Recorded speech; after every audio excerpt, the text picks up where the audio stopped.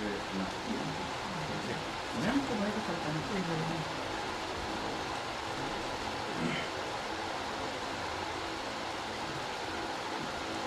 है, FIR ये FIR copy. Next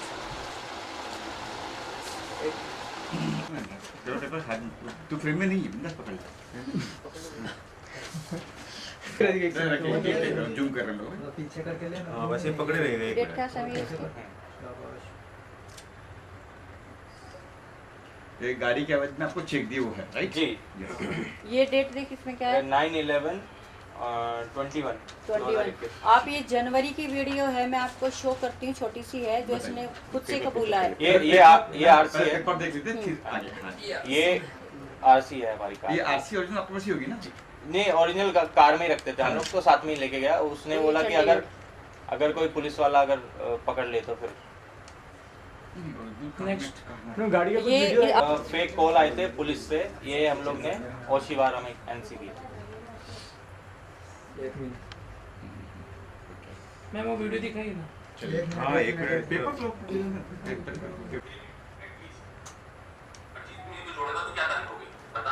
आज क्या तारीख है भाईजान? आज 24 तारीख। 24 है तो मान लीजिए चलो फरवरी की 19 तारीख। 19-20 फरवरी को हो गया। 19 तारीख हो गया। 7 और 26 दिन 18 को पेमेंट आ जानी चाहिए। 18 को 20 तारीख देती हूं। चलो 20 तारीख 20 फरवरी हो गया। 26 दिन 27 दिन महीना भर ही हो गया। कोई बात नहीं। उसके बाद कम से कम 1 महीने और मुझे लगेगा 10 लाख के लिए 10 लाख चलेगा 20 फरवरी और 20 मार्च बस लिख दे दो। 20 फरवरी और 31 मार्च। चलो 16 लाख 20 फरवरी को दे रहे हो आप और 31 मार्च को 10 लाख दे रहे हो, राइट? ठीक है, हलाल जो कीजिए। चलो वीडियो बना लो, एक बार वीडियो बनाया भाई ने बना लिया। हां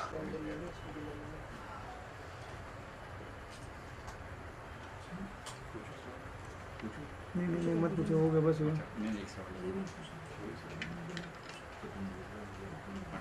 मैं थोड़ा आगे से भी दिखा दिया, आगे है फोटो उसका फ्रंट वाला। फ्रंट वाला देख रहे हैं? ये thank you. Okay, thank you sir, thank you ma'am, thank you so much. हाँ पूरा मामला है, थोड़ा सा अगर उस बारे में हमारी ऑडियंस को ब्रीफ कर दे आप, इसके बाद हम लोग सवालों का सिलसिला। देखिए, सबसे पहले मैं आप सबका धन्यवाद करना चाहूँगी कि आप लोगों ने मेरे लिए कीमती समय निकाला। और दूसरा ये कि मामला तो आप लोगों को मालूम है कि गाड़ी का मैटर है मेरा, और मैं 1.5 साल से भाग रही हूँ। 9 महीने से तो कंप्लेन के लिए मैं परेशान थी, किसी ने मेरी कंप्लेन भी नहीं ली। अभी विशाल ठाकुर जी हैं, DCP हैं हमारे, मैं उनका तहे दिल से शुक्रिया अदा करूँगी कि उन्होंने मेरा विदिन 10 सेकेंड में मेरा केस सॉल्व किया। जो 9 महीने से दर्ज नहीं किया जा रहा था, 9 महीने से मेरा दर्ज नहीं किया जा रहा था। है। अभी आप पूछिए, क्या पूछना है आपको? मैम क्या उनके इन्फ्लुएंस की वजह से केस दर्ज नहीं किया जा रहा था, या फिर क्या क्या जवाब दिए जा रहे थे उनकी तरफ से, अगर उस बारे में बता दें। अभी ये तो मैं नहीं बोल सकती हूँ, क्योंकि मैं केस दर्ज कराने जब मैं पहले 2 बार गई तो उन्होंने बहुत अच्छा रिस्पांस दिया मुझे। 3rd बार जब जिशान उसके सामने आया तो मुझे अच्छा रिस्पांस मिला नहीं, और मुझे पुलिस स्टेशन से बोल दिया आपका पर्सनल मैटर है, आप बाहर जाके बात करिए। वहाँ से मेरा मैटर क्लोज हो गया था, मैं चुपचाप वहाँ से आ गई। सेकंड थिंग कि वो फिर ओशिवारा से मुझे फ़ोन आने लगे। अब आप ये बताइए कि मैं मलाड में रहती हूँ, वो गोरेगांव में रहता है, तो मेरा ओशिवारा से क्या लेना देना है?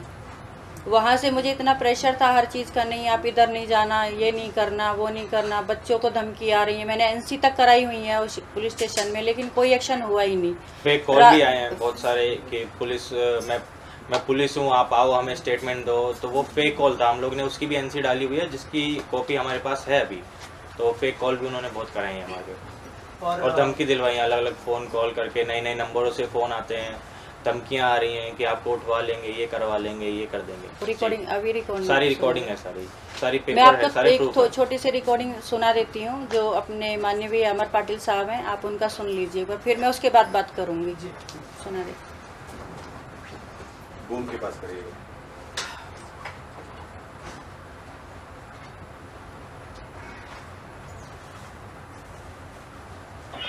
हेलो, हाँ सर बोलिए, शालिनी बोल रही हूँ। मैडम उनके घर में सभी नाम कौन कहते थे? किसके घर में? तुम्हारा नाम क्या भाई? देखो, तुम्हारा नाम क्या है भाई? निशा। ये अमर पाटिल साहब है। सर ये तो 10 दिन पहले समीर और उसकी ये बंद कर अभी। क्या हुआ? ये अपने अमर पाटिल साहब हैं, उन्होंने मुझे फ़ोन किया कि जिशान के घर पे कौन गया था। आप एक बात बताइए, वो मुझे नहीं जानते, वो जिशान का नाम पूछ रहे हैं, जिशान को नहीं जानते। आप कोई भी अननोन पर्सन आ रहा है, तुम कैसे किसी को फ़ोन कर सकते हो? हमें डायरेक्ट कोई फोन कर दिया और सकता है वो क्या? उनके पास जाके बैठे और वो उनको जानते नहीं, ऐसा किसी हमें का नाम दिखा रहे मालूम हो। नहीं है आपको। आज मैं आपसे फर्स्ट टाइम मिल रही हूँ। अगर मैं आपको बोलती हूँ कि आप इस बंदे को फ़ोन कर दो, क्या आप फ़ोन करेंगे? आप मुझे नहीं जानते, आप सामने वाले को नहीं जानते, आप कैसे किसी को फ़ोन कर सकते हो? जी मैं आगे सुनाता हूँ। उन्होंने 8 बजे मुझे रात को पुलिस स्टेशन बुलाया। 8 बजे बोलते जिशान मेरे पास बैठा। मैंने बोला सर इसका मैटर ख़त्म करो, मुझे लफड़ा नहीं चाहिए। अगर जिशान आपके पास आया तो ये मैटर यहीं ख़त्म कर दो। उन्होंने क्या बोला कि ठीक है आप आ जाओ। 8 बजे रात को मुझे पुलिस स्टेशन बुलाया और मैं जैसे ही वहाँ गई उन्होंने उसको निकाल दिया वहाँ से। जबकि लेडीज को तो आप इतना लेट बताइए बुलाते क्या है? नहीं है, और अगर बुलाते तो कुछ बड़ा उन्होंने जुर्म किया होगा तो इसलिए बुलाते हैं। अगर नॉर्मली ऐसे लेडीज को 8 बजे के बाद बुलाते नहीं, ये रूल है, वो सबको मालूम है हम लोग को। अभी इसमें आप बताइए। अब ये हैरेसमेंट नहीं है तो क्या है, आप ही सोच सकते हैं। I am Better। Single mother, मेरे 2 बच्चों के साथ मैं यहाँ पे रहती हूँ। कल मेरे बच्चों के साथ या मेरे साथ कुछ होता है तो फिर मैं क्या करूँगी? इसको मेरे जिम्मेदार बच्चों कौन से या होगा? मेरी जान से बढ़ के तो मेरे लिए गाड़ी नहीं है ना। और मैम अगर गाड़ी की बात करें तो कब वो लेके गए थे, और कहा जा रहा है कि उन्होंने पैसे भी ऑफर किए थे 13 लाख रुपए, ऐसा नहीं। कहना है उनका। अगर कुछ कहना चाहे नहीं नहीं नहीं, कुछ ऑफर नहीं था। ये गाड़ी 2021 को 22 जून को लेके गया था मेरे से चैनल की मीटिंग के लिए। मेरे पास सारे एविडेंस है चैनल ये है चेक जो उन्होंने दिए हैं, ये 19 लाख रुपए के चेक है, ये नोट 19 13 लाख रुपए के चेक है। और इनमें जब हम लोग ने चेक कराया, एक तो सेल्फ चेक है जो कि जो अकाउंट होल्डर है वही उसमें से पेमेंट विड्रॉ कर सकता है। दूसरा उन्होंने किसी दूसरे अकाउंट का दिया जिस अकाउंट में हम कभी पेमेंट लेते नहीं है। और जब हम लोग ने चेक कराया तो इसमें इनसफिशिएंट फंड बताया गया, तो इसलिए हम लोग ने ये चेक डाले नहीं तो बाउंस होके फिर वो कहीं और दूसरे एड्रेस पे चले जाते जो हमारा बैंक में पुराना एड्रेस है। नहीं, 6 मंथ से इसमें पेमेंट था ही नहीं। और आज जो कोर्ट में लगाया वो पुलिस वालों ने भी वेरीफाई किया, वेरीफाई किया उन्होंने। पेमेंट था ही नहीं उसमें, वो चेक दिए हुए हैं इसमें। गाड़ी बेचने की बात तो यहाँ थी नहीं ना, यहाँ जी, जी, गाड़ी वो- लेके गए थे वो। जी। फिर आपको चेक क्यों दिया उन्होंने? चेक इसलिए दिए सर कि उसने, मैंने जब गाड़ी मांगना शुरू किया तो उसने बोला कि गाड़ी मेरे पास पैसे की प्रॉब्लम थी तो मैंने 12 लाख में किसी को दे दी। भाईचारे में 12 लाख में दे दी। दे अब दी। वो पैसे नहीं दे रहा है और वो 12 लाख मैं रुपए फंसा मांग रहे हैं हुआ मुझसे, वहाँ अगर पे। आपको गाड़ी चाहिए तो मेरे 12 लाख दे दो, और मेरे पास 12 लाख है नहीं, तो आप ये चेक ले लो। तो आप ये चेक ले लो। जब उसके और, पास 12 लाख नहीं थे, 19 लाख कहाँ से आई? और ये 1 महीने बाद की डेट के चेक दिए थे उन्होंने एक्चुअली में 15 दिन या 1 महीने बाद की डेट दी थी, तो हमें लगा उस टाइम पे शायद इनके पास पैसे आ जाएं, इसलिए हम लोग ने एक्सेप्ट कर लिए थे। और ये इसकी वाइफ प्रियंका बसी और ये दोनों आते थे, बोलते थे यहाँ के बैठे हाथ जोड़े कि हम तुम्हारे साथ काम करेंगे। अब हम इंडस्ट्री में सब, मतलब गाली देके इसने बात किया, मैं वो चीज़ नहीं बोलूँगी कि सब ऐसे हैं, हम आपके साथ काम करेंगे। मैंने इसको बोला और घूम ले मार्केट में, तुझे घूमना है तो घूम ले, लोगों को देख ले कैसे, क्योंकि जतिन शेट्टी जी का 1.5 करोड़ का ऑलरेडी इसके पास FIR चल रहा था उस टाइम पे। फिर भी मैंने इसको बोला, मैंने भी बोला कि तुम ये मेरा मैटर सॉल्व कर दो, गाड़ी मुझे दे दो। तो इन्होंने क्या बोला, किसी को फ़ोन लगा के दिया। एक बार ये मिला तो इसने फ़ोन लगा के दिया, कोई लाला नाम का बंदा था, उसने बोला मैडम, मैंने बोला भैया गाड़ी कहाँ है मेरी? तो बोलता है कि गाड़ी तो मोदी आ जाए, अमित शाह आ जाए, तुम्हारी गाड़ी नहीं मिलेगी। उसकी ये वर्डिंग थी। आपकी गाड़ी बैंगलोर में मैंने बेच दी, बेंगलोर ऐसा बोला में उन्होंने। बेच दी, आपको जो करना है आप कर लो। जीशान ने हमें अब बताया बताइए, था, मोदी जी से और अमित शाह जी से तो बड़ा कोई है ही नहीं, तो मैं कहाँ जाऊंगी? जब उनके आने पे गाड़ी नहीं मिलेगी तो फिर फिर किसके पास जाऊंगी? जीशान ने हमें बताया था अंधेरी में किसी के पास गिरवी रखी है 12 लाख में। फिर कुछ दिनों बाद जब वो हमें मिला तो किसी से फ़ोन करवाया, जो लाला नाम का बंदा है, इन्होंने बताया, उसने बोला हमने बेंगलोर में भेज दी। और जब हम RTO चेक करने गए रिसेंटली तो हमें पता चला कि गाड़ी चंडीगढ़ में चली गई है, वहाँ पे ट्रांसफ़र हुई है किसी और नंबर से। गाड़ी का ये हुआ था कि मैंने बोला था यहाँ अपने मलाड में कि मैं जाके RTO में लेटर लगा देती हूँ। उन्होंने क्या बोला, अपने डिपार्टमेंट वाले ही थे, मैं नाम नहीं लूँगी, उन्होंने बोला कि नहीं वो पुलिस का काम है, आपका काम नहीं है। मैंने बोला देखो मैं अपनी तरफ से एप्लीकेशन लगा देती हूँ, क्योंकि गाड़ी मेरी मिसिंग है, कल एक्सीडेंट होता है या कुछ होता है तो मेरे ऊपर बात आएगी।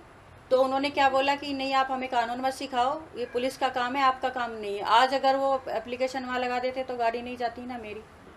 और ये मैं RTO में खुद गई हूँ, RTO वालों ने मुझे बोला है कि आपने एप्लीकेशन क्यों नहीं लगाई? मैंने बोला मैंने इसलिए नहीं लगाई कि पुलिस ने मुझे नहीं जाने दिया। मेरे जब सारे रास्ते बंद कर दिए तब मैं एडिशनल CP साहब से मिली, और उन्होंने इनके पास इंक्वायरी भेजी, यहाँ मुझे 1 महीना घुमाया पुलिस स्टेशन में।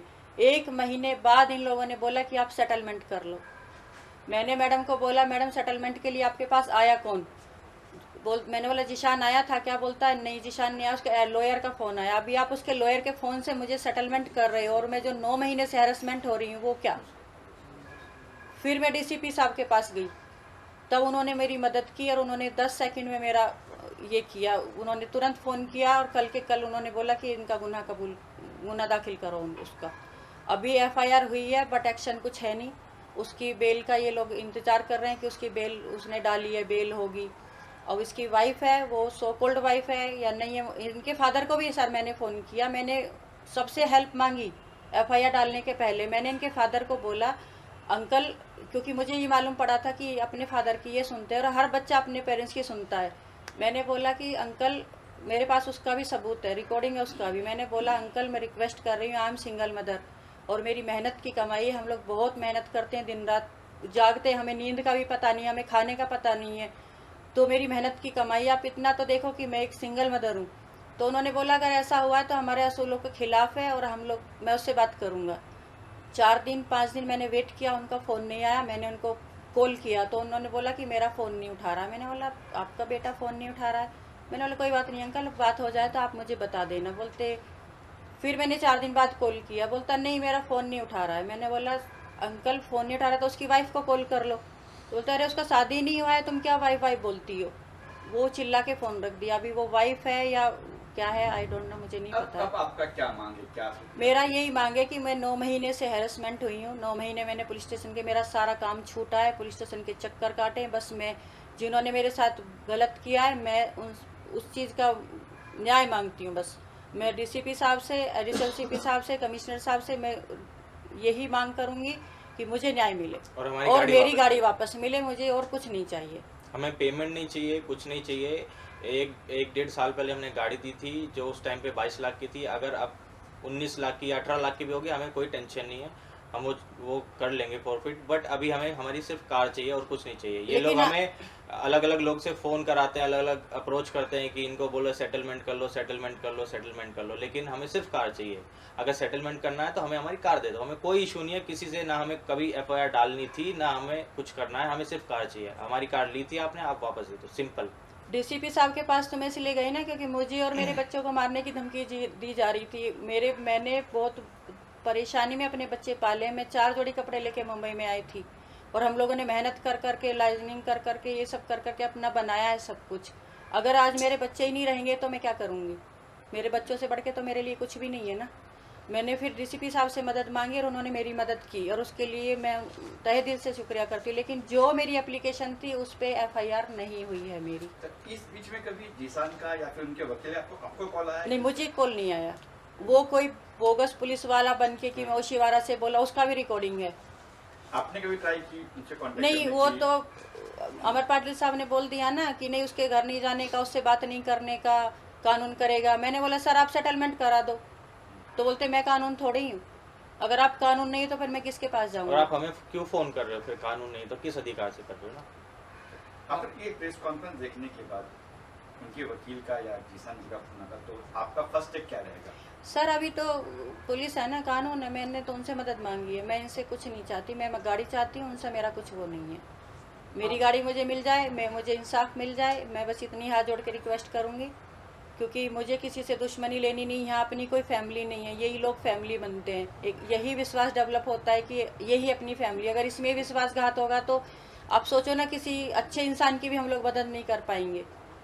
और डिपार्टमेंट ने तो ऐसे लोग इसका साथ दिया है तो प्रोफेशनल क्रिमिनल है पूरा। मैंने उनको सब दिया है, सब प्रूफ दिखाए, तब भी मेरा किसी ने नहीं सुना। और हमसे पहले भी 1.5 करोड़ की एफआईआर हुई है, जो उनको भी हम जानते हैं जिन्होंने की है, और उससे पहले भी इन पे एफआईआर हुई है कोविड से पहले 80 लाख की। फिर भी सब उसका मदद कर रहे हैं, मैंने तो सारा दिया है।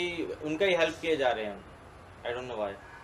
आपने अपनी गाड़ी दी थी उन्हें चलाने के लिए, तो जाहिर सी बात है कि आपकी उनके साथ अच्छी बॉन्डिंग होगी जी। तो आप लोग कहाँ मिले, क्या क्या प्रोजेक्ट साथ में किए, उसके बारे में कुछ बताना चाहोगे? बॉन्डिंग, फैमिली रिलेशन बन जाते हैं ना जब आप किसी के साथ 4 से 5 साल काम करते हो, तो फैमिली रिलेशन हो जाते हैं। वो मिले थे मुझे, अंधेरी मिले थे मेरे क्लब पे, किसी ने मिलाया था उनको, तो मैंने भी देखा उनका प्रोफाइल। आजकल क्या हम किसी को जानना चाहते हैं तो गूगल पे उस पे हम लोग चेक करते हैं कि बंदा कौन है, तो अच्छा रिस्पांस था। तो टैलेंटेड बंदा है, ऐसा नहीं, मैं आज भी बोलूँगी वो टैलेंटेड है, ये नहीं बोलूँगी कि उसने किया। अब क्या कर रहा है क्या नहीं कर रहा है वो मुझे नहीं पता है। तो हमने सोचा चलो आया बंदा, साथ में काम कर लेते। काम तो अब इंडस्ट्री में हम लोग तो काम तो करना ही है ना, किसी के साथ तो करना ही था ना। हमारे गाँव से तो कोई आएगा नहीं कि हम उसके साथ काम करेंगे। काम किया साथ में, अच्छी बॉन्डिंग थी, ऑफिस पे आना जाना, घर पे आना जाना, खाना लंच डिनर साथ में। उसकी वाइफ हमेशा प्रियंका साथ में रहती थी, इतनी अच्छी बॉन्डिंग हो गई थी। तो मतलब शक की तो गुंजाइश ही नहीं थी वहाँ पे। जब एक फैमिली बन जाती तो उसमें शक कहाँ से आता है, या फिर आप रिलेशन मत रखो किसी से, अगर शक बीच में आता है तो फिर वहाँ आप विश्वास नहीं कर सकते, रिलेशन नहीं हो पाता वो। और प्रोजेक्ट्स के बारे में जो आप दोनों ने साथ में किए? प्रोजेक्ट हम लोग मिले थे क्राइम पेट्रोल के लिए, वो हमने साथ में किया। उसके बाद हमने एक हलाल एरोज नाव पे मूवी की थी। उसके बाद एक और डॉक्टर डॉन ये कर रहा था, तो उसमें भी इसने चीटिंग किया मेरे साथ। बट मैंने बोला ठीक है कोई बात नहीं, कर ले, तुझे जिसके साथ काम करना है कर ले। वो भी छोड़ दिया। फिर दोबारा घूम घाम के आया यहाँ पे मेरे पास। तो समीर बोला मम्मी देख लो ना, हो सकता है दिमाग चेंज हो गया होगा, तब ये गाड़ी लेके गया है। अब ये कौन से माइंड से आया है, क्या इसने किया है पूरा पुलिस अपने। इसने मुझे एक बात और बोली थी बीच में, जब मैं मिली थी इसको, मैंने बोला था गाड़ी कहाँ है, जब से लाला से बात कर रही तो बोलता जवाहर पाटिल साहब के पास गाड़ी है, ले लो वहाँ से। तो मुझे बहुत गुस्सा आया कि आप बताओ मैंने गाड़ी तुमको दी कि अमर पाटिल को दी है। और हमको धमकी देते हैं कि तुझे मिलना है ना, ठीक है मैं अमर पाटिल साहब के तुम्हारे घर पे लेके आता हूँ अमर पाटिल, और अगर मेरे घर पे नहीं आ सकता तो मैं तेरे घर पे लेके आता हूँ। मैंने अमर तुझे पाटिल बहुत शौक है मेरे से मिलने का। अमर पाटिल साहब को भी मैंने मैसेज डाले, मिली जिशान कादरी पे बहुत मेहरबान हो रहे सर आप, क्या बात है। तो मुझे कुछ वो नहीं था। फिर मैंने मिलके भी बोला उनको सर आप क्रिमिनल का साथ दे रहे हो, मेरा तो देखो। और ओशीवारा में घसीटा जा रहा है मुझे बार-बार, क्योंकि वहाँ उसकी पहचान थी। मेरे पास ये भी रिकॉर्डिंग है कि अमर पाटिल साहब ने ये बोला है, जिशान को सामने ही बैठा था, फोन पे बात हुई थी हमारी, उसने ये पाटिल साहब ने ये भी बोला कि आज के बाद इनको मेरा नाम लेके फोन मत करना। मतलब उसने किए हैं, ये उसका प्रूफ है कि उसने हमें कराए हैं। तो उन्होंने बोला आज के बाद मेरा नाम लेके तो फोन नहीं करेगा इनको, कि मैं पाटिल साहब को मिलाता हूँ, ये कराता वो कराता हूँ।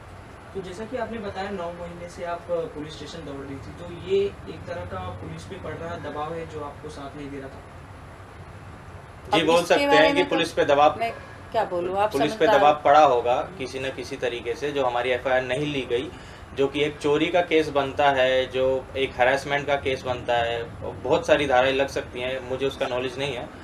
तो अभी तक अगर 9 महीने तक हम लोग ने एफआईआर दर्ज नहीं हुई है तो कहीं ना कहीं कुछ ना कुछ तो प्रेशर होगा उन पर।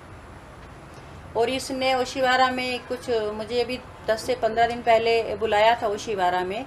वहाँ पे इसने एक एनसी करके रखी है कि इसके अंडरवर्ल्ड से इसके कॉन्टैक्ट्स हैं, इसके पॉलिटिशियन से कॉन्टैक्ट हैं इसके, और ये मुझे ये रेप केस में फंसाएगी, मुझे ये करेगी। अगर मेरे अंडरवर्ल्ड से कॉन्टैक्ट होते तो क्या मुझे 9 महीने लगते एफआईआर कराने में? क्या पुलिस वाले सुनते नहीं? मेरा तो 9 सेकंड का काम था। अगर मेरे पॉलिटिशियन से और अंडरवर्ल्ड से मेरे कांटेक्ट होते। मतलब इसने क्या नहीं किया अपनी तरफ से, इसने पूरा ऐसा करके रखा है, मुझे डब्बे में बंद करके रख दिया। तो बीच में ये औरतें क्या कर सकती जब हम इनसे पैसे मांगते थे फोन कर करके, तो उसके चक्कर में इन्होंने एफआईआर डाली, सॉरी एप्लीकेशन डाली थी कि ये मुझे परेशान कर रहे हैं और पैसे मांग रहे हैं, जबकि मैंने इनको पैसे दे दिए हैं। तो जिसका कोई रिकॉर्ड नहीं है, किसी को कुछ पता नहीं किसने क्या दिया, लेकिन फिर भी उसका एप्लीकेशन एक्सेप्ट कर लिया गया था, क्योंकि अमर पाटिल साहब वहाँ पे बैठे थे, इसलिए वो एक्सेप्ट हुआ है। और उसका कोई रीज़न नहीं है। और उन्होंने डाला है हरासमेंट कर रहे हैं, मेरा मुझसे पैसे मांग रहे हैं, जबकि मैंने उनको पैसे दे दिए और उनकी तरफ से हमें कुछ नहीं आया। तो ये एप्लीकेशन भी मेरे हिसाब से कुछ है नहीं उसमें। और उसमें पता नहीं कितनी सारी धाराएं लगाई हैं कि अगर मुझे कुछ हो गया तो ये लोग जिम्मेदार हैं, और क्या बोलते हैं। अब लोगों में कौन आता है? मैं और मेरे 2 बच्चे, हम लोग क्या कर सकते हैं? एक औरत जो 4 जोड़ी कपड़े मुंबई में लेके आती है, वो क्या कर सकती है? मैं फैमिली लेके बैठी हूँ, मैं तो फैमिली के लिए तो मुझे वो रहना पड़ेगा ना। मैं यहाँ काम करने आई हूँ कि मैं यहाँ लोगों के मर्डर करने या गुंडागर्दी करने आई हूँ? जब एक सवाल मेरा ये भी है कि बहुत लंबा प्रोसेस चला गया है अभी जो केस है वो फिलहाल क्या ओशीवारा में ही है या फिर मलाड में आपने शिफ्ट किया है, और अभी क्या चीज़ें आप कर रही है, और क्या फिल्म से जुड़े हुए जो लोग हैं वो आपकी किसी तरह से मदद कर रहे हैं या आपके है ना फेडरेशन के? नहीं, मेरा केस मलाड में है, क्योंकि मैं विशाल ठाकुर जी के पास गई थी, तो मेरा जो थाना है मलाड लगता है, मैं मलाड में मेरा केस है। पुलिस की तरफ से अभी मेरा कुछ है नहीं, मतलब मुझे कुछ वो मिला नहीं है। और जो इंडस्ट्री के लोग हैं अभी मेरे किसी से कोई बात नहीं है, मैं किसी से बात नहीं कर रही। और जो उनके फ्रेंड्स हैं, जैसे अनुराग कश्यप की बात करें या फिर जो गैंग्स ऑफ वासेपुर को लेके जो एक्टर्स है, क्या उनसे कभी कांटेक्ट करने की कोशिश की आपने उनको? नहीं नहीं, मैंने नहीं की। जहाँ तक मेरा जानना है, जहाँ तक मैं जानता हूँ ज़ीशान कादरी को, जब हमसे वो मिले थे तब उनके ऑलरेडी अनुराग कश्यप जी से कांटेक्ट टूट चुके थे, जहाँ तक मैं जानता हूँ। हमने किसी से कांटेक्ट करने की कोशिश नहीं की है, क्योंकि हमारा मतलब तो ज़ीशान से था, हमारी गाड़ी वो लेके गया था, तो हमें हमारे उनको बेचारों को हम लोग क्यों वो करें परेशान। उनका सवाल था कि फेडरेशन ने अपनी कंप्लेंट वगैरह नहीं की, क्योंकि फेडरेशन अपना होता है, यूनियन यूनियन अपना है, वहाँ कहीं कुछ इंडस्ट्री की बात है ना। यूनियन में मेरे पहचान के हैं, लेकिन उन्होंने बोला था कि ये जो कंप्लेंट है पैसे की मुझे दे दो, लेकिन कार की तो वहीं जाएगी, थाने में ही जाएगी। अगर कुछ वो आगे शूट करें या कुछ भी करें तो वो उनका वो हैंडल करेंगे, लेकिन कार का जो है वो पुलिस केस बनता है। क्योंकि आज आपसे किया है, कल किसी और से भी कर सकते हो। जी, हमसे पहले भी किया हुआ है उन्होंने। हाँ जी जी, इसलिए फेडरेशन वगैरह अपनी कंप्लेंट वगैरह की। अभी कम से कम 50 लोग तो मेरे मतलब बात किया है कि हमारे पैसे हैं, हमारे 50 लोगों के तो मुझे बात हो चुकी है। पुलिस वालों का क्या सपोर्ट है अभी, क्या कह रहे हैं वो? अभी तो कोई सपोर्ट है नहीं, बट FIR हुई है, अभी देखो क्या होता है। गाड़ी कब तक मिलेगा कुछ क्लियर नहीं है, जो भी है अभी स्टार्ट ही हुआ है। कल गजरे साहब ने मुझे बुलाया था, तो मैंने उनको बोला सर आगे क्या, तो उन्होंने बोला कि अभी देखते हैं, उसने एंटीसिपेटरी बेल के लिए डाला हुआ है, उसके बाद देखते हैं क्या होता है, बस इतनी बात हुई। जिन लोगों के पैसे हैं उसके ऊपर और भी कादरी के ऊपर, तो उन लोगों ने आपको सपोर्ट करने की नहीं, मुझे सपोर्ट देखो उनका मैटर है, वो जाने जी। कुछ लोग हैं बस मेरी नॉलेज में है, वो लोग नहीं आना चाहते सामने, वो सामने नहीं आना चाहते। कुछ लोग सामने। हैं जो हमारे सपोर्ट में खड़े हैं अभी, और कुछ लोग हैं जो दूर दूर से हैं, बट हाँ सपोर्ट में तो हैं कुछ लोग। Thank you so much.